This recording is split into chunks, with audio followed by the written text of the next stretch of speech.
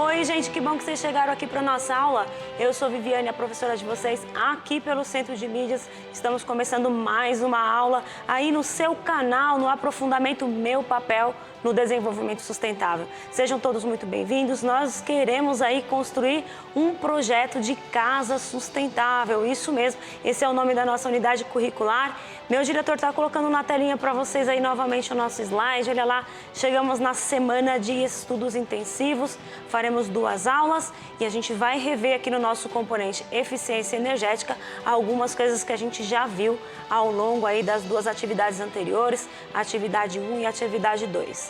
Na atividade 1, a gente falou um pouquinho sobre transformações de energia, a gente pensou nas possibilidades de transformações limpas, né, de transformações renováveis.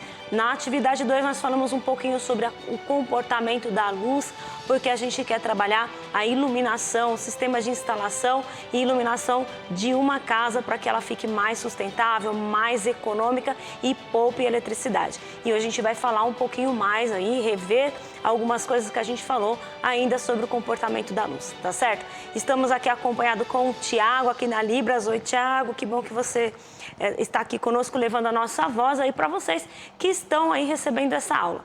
Vamos olhar aqui para a telinha agora para começar então. A gente viu lá na atividade 2, nós vamos rever aqui na semana algumas coisas específicas da atividade 2. Esse slide a gente já viu numa outra oportunidade e a gente fez uma experimentação, mas hoje a gente vai voltar a falar um pouquinho dos conceitos aí, porque são muito importantes. Aqui na atividade 2, a gente mobilizou possíveis soluções para a questão norteadora. Então, vocês têm que pensar aí num projeto de casa sustentável, tem que pensar numa pergunta, né, para você responder ao longo dessa unidade curricular. Aqui, pelo Centro de Mídias, nós vamos ofertar para vocês essa possibilidade de construir uma instalação elétrica aí, de forma mais sustentável, pensar na eficiência energética e tudo mais. Aí, voltando na telinha, ó, nós analisamos um projeto chamado Projeto Litro de Luz, criado por um mecânico Moser. Ele tinha uma garrafa PET, colocou no telhado com um pouco de água e ele percebeu que a água dá uma amplificada aí na luz solar, né? Nós estudamos isso. O Moser, voltando aqui na câmera 3, ó, o Moser, ele não tinha muitos conhecimentos científicos para fazer esse estudo, né? Ele simplesmente colocou uma garrafa PET com água no telhado. E aí, durante o dia, né, a luz solar entrando nessa garrafa, ele via que o interior ali dessa casa, desse lugar que talvez não tenha tido tanta iluminação, ficava mais ampliado. Só que você, estudante, com esses conhecimentos que a gente teve aqui, né, você pode melhorar a eficiência dessa garrafa aí, desse litro de luz, dessa lâmpada de Moser, e essa é a nossa proposta, né? Vamos rever, então, algumas coisas sobre a luz, ó. Então, aqui tem um esquema que o professor Carlos Magno Sampaio fez para a gente, lembrando que nós estamos adaptando, né, o material dele, e ele fez essa pergunta que a gente já fez também anteriormente, qual é a trajetória da luz ao incidir sobre uma garrafa PET, se essa garrafa estiver com água, né? Então, a gente viu algumas coisas que estão relacionadas ao caminho que a luz faz quando ela encontra ambientes aí. Então, a gente viu que os meios, eles são opacos, né? Que é quando a luz bate e não atravessa, ela bate e volta. A gente viu que se o meio for opaco, mas polido, né? Que é a superfície, por exemplo, de um espelho, a luz bate e volta também, faz o processo de reflexão. Mas aí esse processo é muito organizado, tanto é que a gente consegue fazer um estudo, a gente consegue formar a imagem. E um outro é quando a luz atravessa 2 meios transparentes. Quando a luz atravessa 2 meios transparentes, ela faz uma refração, ela atravessa. Só que, se os meios são feitos de matérias diferentes, né, de lugares onde as partículas são diferentes, ela sofre um desvio, né? Então, é o que a gente vai falar aqui, ó. Olhando aqui para a luz, para a gente relembrar algumas coisas sobre a velocidade da luz. A gente viu que a velocidade da luz no vácuo, né? Vácuo é um lugar onde é livre de partículas, né? Então, tirando a atmosfera aqui do nosso planeta, do Sol até aqui na Terra, né? A gente tem uma região aí onde não tem muitas partículas. Então, neste ambiente onde não tem muita partícula, a velocidade com que a luz se movimenta é cerca aí de 300 milhões de metros por segundo, né? Quando você abre e fecha o seu olho, faz assim, a luz já andou 300 milhões de metros por segundo. E aí eu fiz até uma afirmação para vocês, né? Se o Sol apagasse, por exemplo, agora, demoraria cerca de 8 minutos para aqui na Terra a gente perceber. Porque a luz do Sol demora cerca de 8 minutos para chegar aqui quando é emitido lá, tá certo? Bom, o símbolo que a gente usa é a letra C, C de constante, C de cinética. Então, quando vocês viram um negócio desse, ó, C igual a 300 milhões de metros por segundo, a gente está falando sobre a velocidade da luz, a velocidade das ondas eletromagnéticas, no vácuo. Então, quando a luz atravessa a água, que é outro meio transparente, veja que ela sofre uma redução, né? De 300 para 225, mais ou menos, milhões de metros por segundo.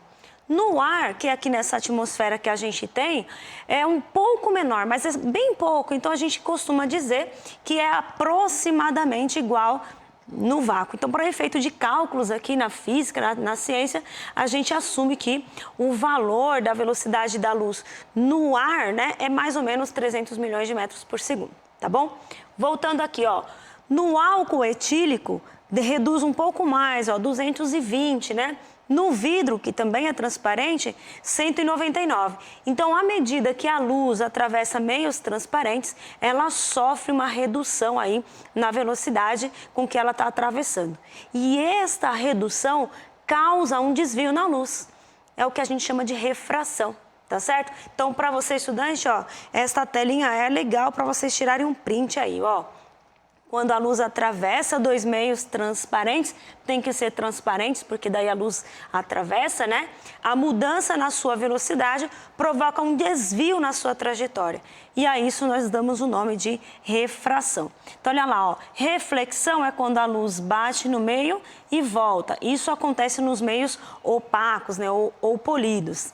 Agora, quando a luz bate aqui no meio e atravessa, a gente está falando que é uma refração.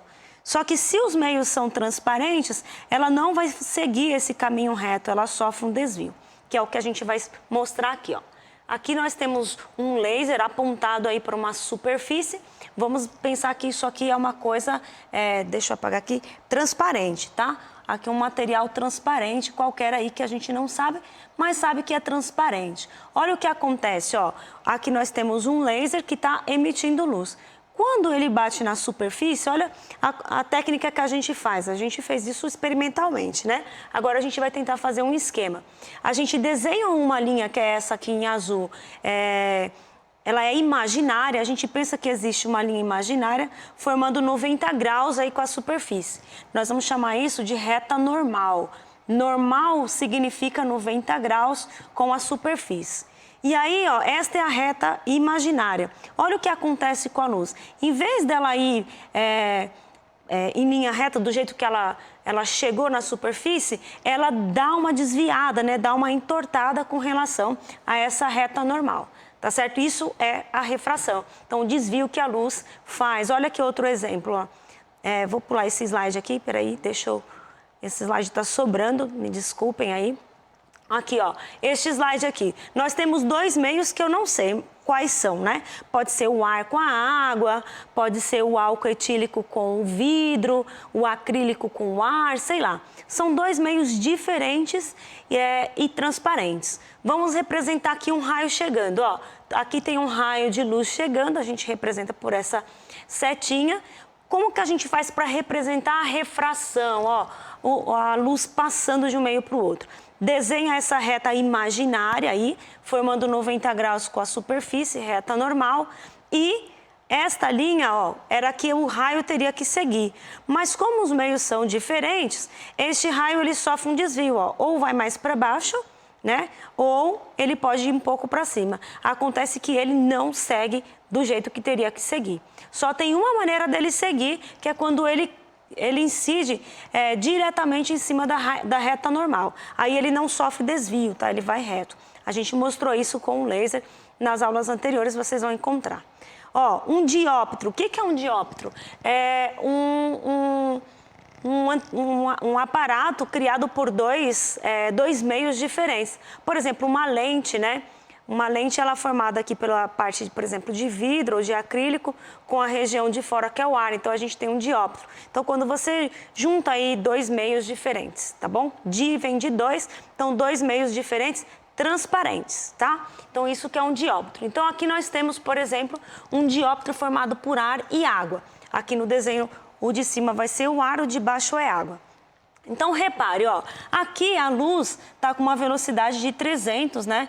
1.000 milhões de metros por segundo. A gente já viu que quando chega passar para a água, ela reduz, né, a velocidade. Então, quando a velocidade diminui, ó, em vez do raio passar reto aqui, ele dá uma caída, vem para mais perto da normal. Quando a velocidade diminui, quando ela passa de um meio para o outro, a velocidade diminui, o raio de luz, ele cai um pouquinho. E ao contrário, quando ele aumenta, né? Vamos ver o outro ali, ó. Peraí, tem um exemplo aqui para vocês, como que formam a imagem. Olha aqui, voltando, ó. Digamos que aqui é um aquário, né? Você tem aqui o ar e aqui dentro, do lado onde a luz vai passar, um aquário. Então, você tá vendo um peixinho, ó. Lá dentro tem um peixinho. Quando você olha para esse peixe, na verdade, ele não está na posição que de fato você enxerga, porque tem esse desvio, né? Quando você olha para uma coisa que está num dióptro, a imagem é formada em outro lugar. Então, por exemplo, se fosse para você pegar esse peixinho, você não tem que pegar ele onde você está vendo, né? Você tem que pensar que se você está vendo ele mais alto, você tem que colocar a mão mais para baixo, tá bom? Porque a luz sofre essa mudança e a imagem também é formada num lugar diferente. Ó, para a gente formar a imagem, como que a gente faz? Isso é coisa de vestibular, ó. Você desenha o esquema de raio entrando, desenha a reta aí imaginária, né? Faz o caminho aqui, ó, olhando aqui. Faz o caminho onde o raio teria que passar. Se o meu diretor puder pegar a minha lousa... Isso, muito bem. Ó, você faz a linha pontilhada por onde o raio tem que passar, tá certo? Que na verdade ele não vai para lá porque ele sofre o desvio, o raio veio para baixo. Aí você traça uma outra linha passando reto aqui, né? Se tivesse um raio vindo reto, a gente sabe que ele passa direto. Quando os raios pontilhados se encontrarem, é lá que está formada a imagem, tá certo? Então, se isso aqui fosse um aquário, ó, o peixe está aqui, mas você está vendo ele lá em cima. Tá bom? Então, pode ver que se você colocar um lápis dentro lá, no final desse slide, a gente vai ver. Se você colocar um lápis dentro de um copo com água, a imagem fica diferente, né? Fica um pouco maior, menor, fica no lugar errado, parece que o lápis está quebrado. Isso se deve à velocidade da luz. Então, ó, quando a velocidade diminui, o raio cai mais para baixo da normal. Ó, vamos ver outro aqui quando a velocidade aumenta, ó. Saindo do vidro e indo para o ar, ó. É sempre igual, ó. Traça o raio que você quer, a linha imaginária que é essa, né? Que forma 90 graus. Traça a linha pontilhada por onde o raio deveria ir sem desvio. E aí, como a velocidade está aumentando, ó, do vidro para o ar está aumentando, olha o raio, ele afasta, né? Ele fica mais longe. Então, se fosse para desenhar aqui uma imagem, ó, você tem um objeto lá em cima, na verdade, ele vai ser formado mais para baixo. Olha lá onde que está a imagem. Tá certo? Então, se você tiver que fazer esse desenho, nas provas de vestibular você já sabe, né? Traça onde que tem que ser e passa uma linha reta, né? Fazendo 90 graus, onde essas linhas se encontrarem, é lá que está a imagem que você vai enxergar e não é no mesmo lugar que o objeto está. Tá bom? Vamos olhar mais algumas coisas, ó, fundamentos da ótica, né? Então, o raio, quando passa aí nessa garrafa PET com água, ela vai sofrer um desvio, olha lá. Sofre esse desvio porque ela tá com água aí dentro, meio transparente, né? E para sair do outro lado, sofre outro desvio. Então, é mais ou menos esse, se você pudesse estudar raio por raio, né, do sol que chega nessa garrafa PET de Mozart. Olha aqui quando é redondo, né? A garrafa PET é meio redondo. Então, aqui nós vamos simular que nós temos o ar para o lado de fora, a garrafa PET redondinha aí dentro, a água ali dentro. Vamos ver como que a gente poderia representar esquematicamente os desenhos do raio solar. Lembrando que o raio solar é um monte. Lembra do exercício que a gente fez com o laser? O laser representa cada um dos raios, né? A gente não enxerga eles separados, a gente enxerga um feixe. Mas para efeito de estudo, a gente desenha um e generaliza. Então, olhando aqui, ó, vamos ver um raio qualquer chegando aqui na garrafa de Mozart, né? Suponhamos este raio. O que eu faço? Traço a reta normal. Quando a superfície é redonda, esta reta, né, imaginária que eu falei para a gente traçar, ela sempre vai passar aqui no centro, tá? Então, traçou a reta normal, ó, do ar para a água a velocidade diminui, não é? Então o raio de luz vem, mas que deveria passar lá em cima, ele dá uma caída, ele vem mais para baixo, olha lá, tá certo? Bateu na outra superfície aqui, ó, ele tem que ir para fora de novo. Traça de novo a reta normal, olha lá, passando aqui no centro, né, da superfície até o centro, e aí a gente sabe que o raio dá uma afastada, já que a velocidade vai aumentar. Então, tá aí a representação de um raio entrando e saindo de uma garrafa PET. A gente viu também no experimento, quando a gente fez com aquele cilindro, que existe uma maneira do raio de luz entrar na garrafa e ficar dentro da garrafa. É aquela que tem a reflexão total, mesmo tendo dois meios transparentes. Ó, dê uma olhada aqui. Quando a luz passa de um meio cuja velocidade é menor, mas é sempre assim, né? Do menor para o maior. Querendo, por exemplo, sair da água para o ar, tá? Com maior velocidade, pode ocorrer um fenômeno chamado reflexão total, que eu vou representar agora. Este fenômeno ocorre quando a luz incide em um ângulo específico, chamado de ângulo limite. E aí ele refrata com o ângulo de 90. Vamos mostrar aqui, por exemplo, ó. Então, aqui eu tenho um raio saindo do vidro para o ar, então, do menor para o maior. Traça a reta aí normal, imaginária. Traça a linha que deveria ser o raio, se ele não tivesse sofrido nenhuma interferência, né? Não tivesse sofrendo refração. Como ele está aumentando aí a velocidade, veja, ele sobe tanto que ele passa pela superfície. Acontece uma reflexão total, quando o ângulo fica ali exatamente em cima da superfície, tá certo? Ó, um fenômeno que a gente encontra sobre isso é a miragem. Como que você vê, por exemplo, eu acho que você já deve ter observado em algum momento da vida de vocês, um dia que está bem quente, né? Você está viajando e você olha para frente. Dizem que acontece muito no deserto também. Você vê umas poças de água, né? Na verdade, é uma miragem. Como que acontece o fenômeno da miragem? É assim, ó. O raio de luz chega em cima da superfície do asfalto, por exemplo, né?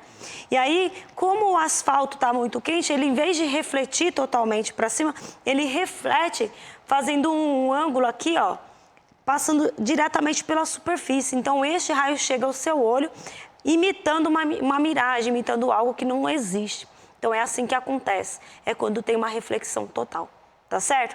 E para a gente se a gente estiver usando uma garrafa aí de Moser, deve existir um ângulo tal que você coloca a luz, né, em volta da garrafa, e essa luz, ela não sai da garrafa, ela fica dentro. Olha lá como a gente representa, ó. Chega um raio, traça normal, né, passando sempre aqui pelo centro anormal.